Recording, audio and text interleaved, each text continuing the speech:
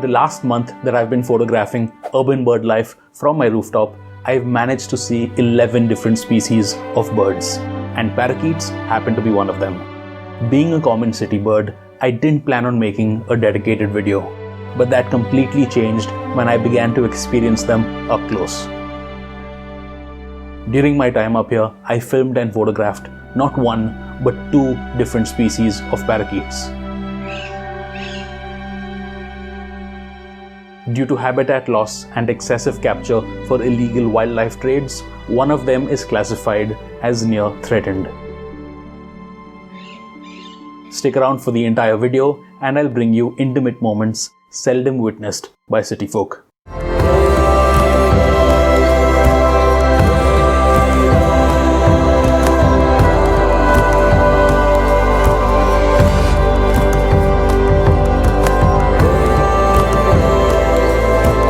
Welcome back to the channel. If you're new around here, do consider subscribing and make sure to hit that notification bell as well. Now, when you think about wildlife photography, it's very typical to visualize exotic jungles, prime wildlife, and a lot of action. We tend to chase rarity and end up neglecting and forgetting all things common. About a month ago, when I was photographing coppersmith barbets, 3 rose-ringed parakeets swept down from the sky and onto this tree. One of those 3 was in extremely close proximity and I had a clear shot. She descended down the branches, plucked a flower bud and drank its fluid contents. It was a pretty fascinating sight because she did all of that whilst being upside down. After that, I didn't think much about it because my attention at the time was entirely focused on tracking coppersmiths.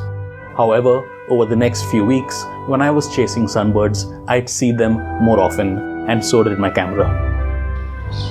With a lack of freshwater bodies in the city, these parakeets have been visiting this tree every single day to quench their thirst. These flower buds that they are after are filled with a pressurized, watery nectar. The male rose-ringed parakeets have a distinct red and black neck ring, whilst the females don't.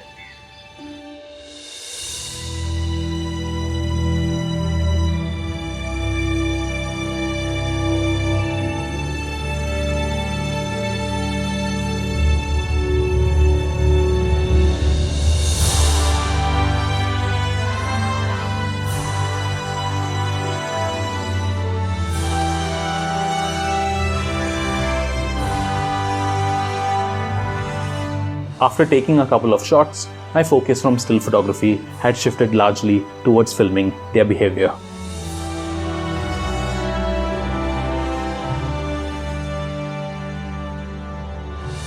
This female was having a difficult time reaching for the flower buds.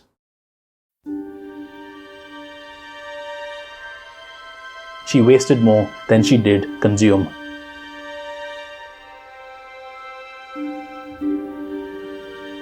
Frustrated, she abandoned the branch and found another one that could support her weight, again wasting more than she could consume.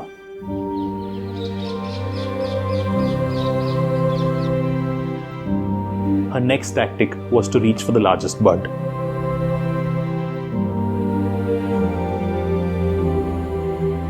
Bigger doesn't necessarily mean better, and soon this was out of her grip. For good. In order for her to succeed, she will have to learn how to balance on one foot and use the other for all things edible. It will still be a while until her table manners are perfected.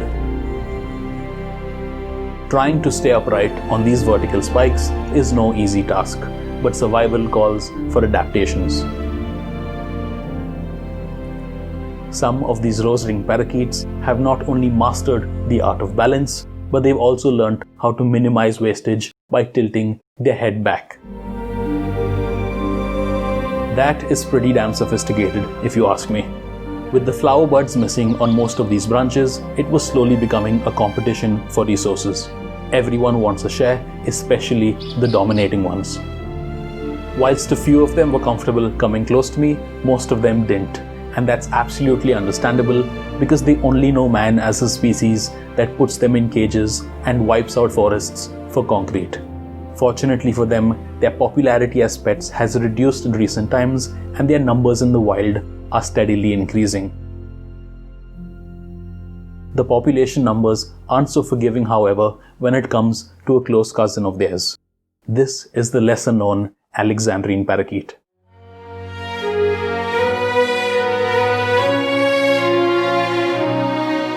It's larger in size and it enjoys stopping by here for a drink as well. Both males and females sport a red patch on the scapular region of their wings. And again, the males have a neck ring and the females don't. I noticed one of these females on the top of a dead palm tree. She was biting off portions of the wet bark, and my first assumption was that she was consuming the minerals within it. My second assumption, and a slightly unlikely one, was that this female was trying to build a nesting site on the top of this palm trunk. And the reason I thought that this was unlikely was because the cavity would be way too small to house her and her offspring. Additionally, with no overhead protection, she'd be an easy target for rivals and other predators. Just a week later, I would have my closest encounter of all, without even having to go up to my rooftop. There's an almond tree outside my living room window, and it had attracted this large male. It effortlessly bit open the almond fruit, then through the inner shell to get to the bounty inside that's rich in protein, carbohydrates, and fats.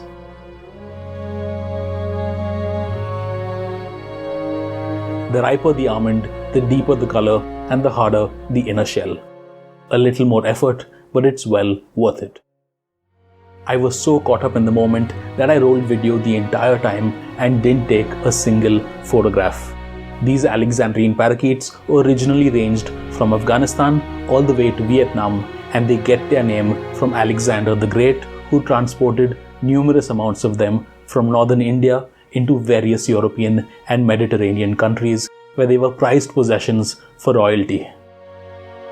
According to a 2014 count, there were as little as 126 of them in the state of Gujarat.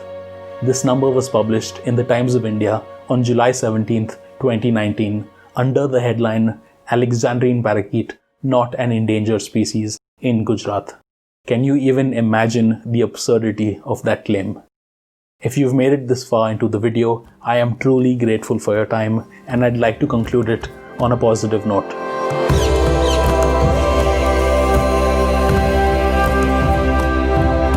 Every single tree of the concrete jungle that we live in is an ecosystem in itself.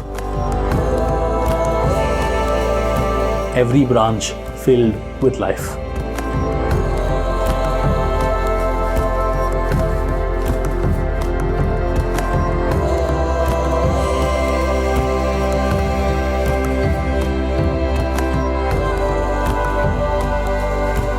The natural world stretches way beyond faraway jungles and forests. It exists in our very backyards, and it is yours for the keeping. Only when you begin to acknowledge the natural world and view it from a compassionate perspective will you realize that it is the greatest luxury you will ever know. If luxury is defined by large expense, then the natural world is priceless.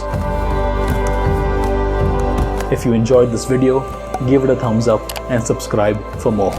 Your support is going to help me build this channel and community and take it a long, long way. See you in the next one.